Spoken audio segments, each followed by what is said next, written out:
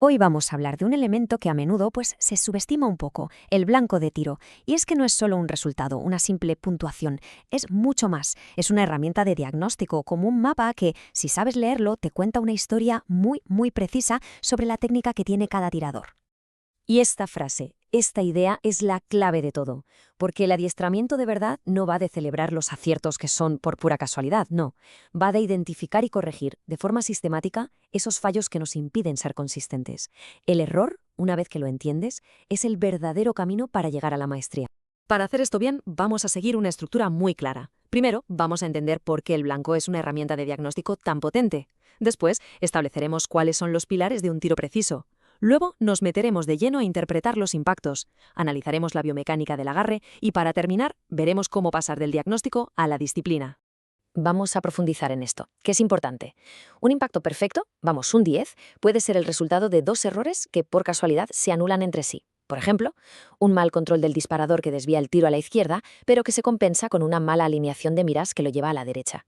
En el tiro operativo, esto es sencillamente inaceptable. Aquí no buscamos suerte, buscamos una técnica correcta y, sobre todo, repetible. Y aquí tenemos la primera gran pista que nos da el blanco. A ver, los impactos están agrupados pero fuera del centro.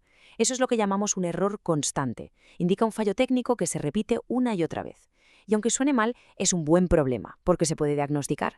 En cambio, una dispersión amplia, errática, sin un patrón claro, eso es un error variable, y nos dice que hay una falta de fundamentos básicos que hay que solucionar desde la raíz. Claro, antes de poder corregir algo, tenemos que saber qué es lo correcto. Así que vamos a repasar muy rápido cuál es la base sobre la que se construye cualquier disparo que sea consistente, los pilares fundamentales de la técnica. Son 4 áreas clave, ¿vale? Primero, una posición estable, sólida, que nos permita gestionar bien el retroceso. Segundo, un agarre que domine el arma, que sea firmer. Tercero, una correcta toma de miras, con el enfoque justo donde tiene que estar. Y por último, el control del disparador, que tiene que ser un movimiento totalmente aislado del resto de la mano. Casi todos los errores que vamos a ver nacen de un fallo en alguno de estos 4 pilares. Y ahora, vamos a lo bueno, a aprender a leer este mapa. Cada zona del blanco nos cuenta algo muy específico sobre un fallo técnico concreto. Una cosa importante, todos los ejemplos que vamos a ver son para un tirador diestro, ¿de acuerdo? Empezamos con el patrón de error más famoso, el más común que te puedes encontrar en cualquier galería de tiro. Esa agrupación de impactos que va, de forma consistente, a la azada inferior izquierda del blanco. Esto, amigos, es el clásico gatillazo. Y ojo, no es un solo error, sino que son dos que se combinan. Por un lado, el tirador anticipa el disparo y el retroceso, y empuja sin querer el arma hacia abajo, y a la vez presiona el disparador de forma brusca, no progresiva, y arrastra el tiro hacia la izquierda. Es probablemente el diagnóstico más claro que existe en un blanco. Venga, pasemos ahora a un error que es puramente horizontal. Los disparos están bien agrupados en cuanto a la altura, pero se van sistemáticamente hacia la derecha.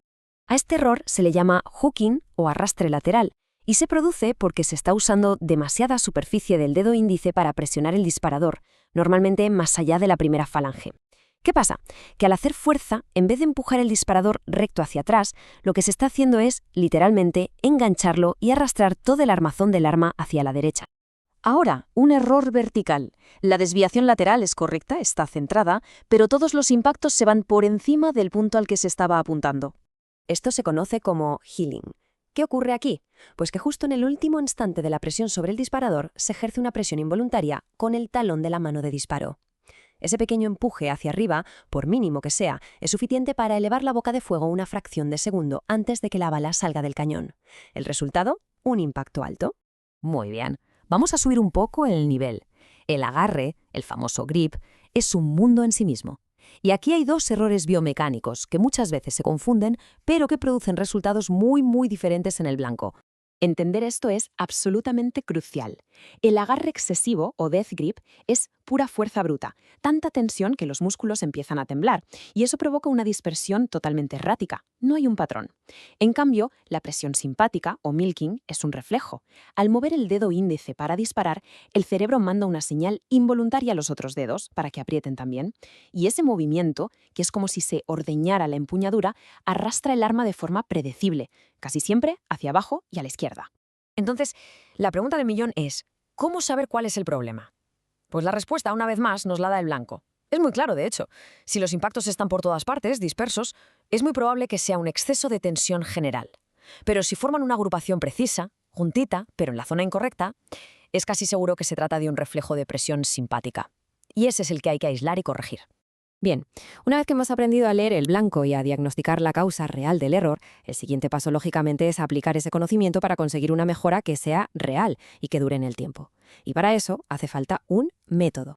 El proceso es simple, pero es exigente.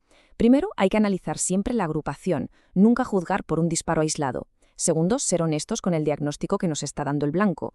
Tercero, y esto es fundamental, trabajar en corregir un solo fallo a la vez, no intentar arreglarlo todo de golpe. Y cuarto, repetir la técnica correcta una y otra vez hasta que se convierta en un hábito inconsciente, hasta que se convierta en disciplina. Así que la próxima vez que se esté delante de un blanco, no hay que verlo solo como una puntuación, hay que mirarlo como un informe detallado, como un instructor silencioso que está hablando. Y la pregunta final es esa: ¿qué historia está contando ese blanco sobre la técnica de tiro que se está empleando?